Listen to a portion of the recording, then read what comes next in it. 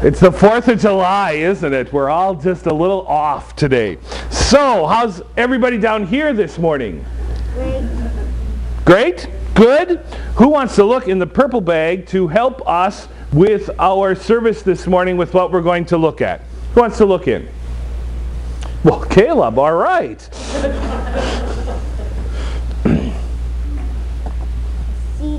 A CD. Do you know what the CD is of? No. If you look on, they're on the front. Yul Brynner, he's the singer. Another funny name, Constance Towers, she's the other singer. Then the two guys who wrote it, right, Rodgers and Hammerstein, and then the title, The King and I. Yes, The King and I. Wonderful musical. It's about a lady who takes her son and moves to a faraway country to teach the king's children. And the king's on the front. This is what the king looks like. Does the king look like a friendly guy? No, the king's kind of scary looking, isn't he? And you know what? Her son was scared because they were in a place that they didn't know anything about. And he asked his mom, he said, "Do you ever get afraid?" And she said, "Yes." But when she got afraid, do you know what she did? She whistled. And she said when she whistled, then she wasn't afraid anymore. Do you think that's good advice?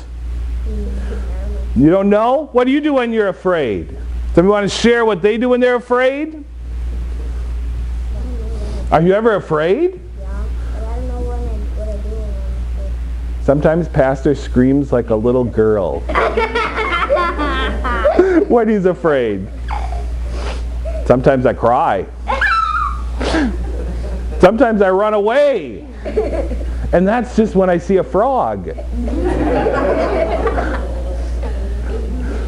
But we realize that in our lives, there are things that make us afraid and things that frighten us.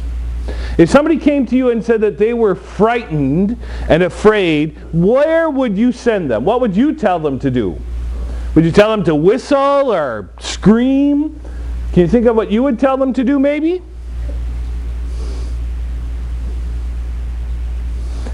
In our gospel lesson that we just heard, what did the disciples do when they were afraid? Who did they go to? Who did the disciples go to? Caleb. Jesus. They went to Jesus. And that's what we remind ourselves of this morning. That when the fears in our life come and we're afraid of something, we go right to Jesus. Because He's the one who's in control of everything. He saved us. He took away our sins. He defeated Satan. He can make the rain stop. He's the all-powerful God.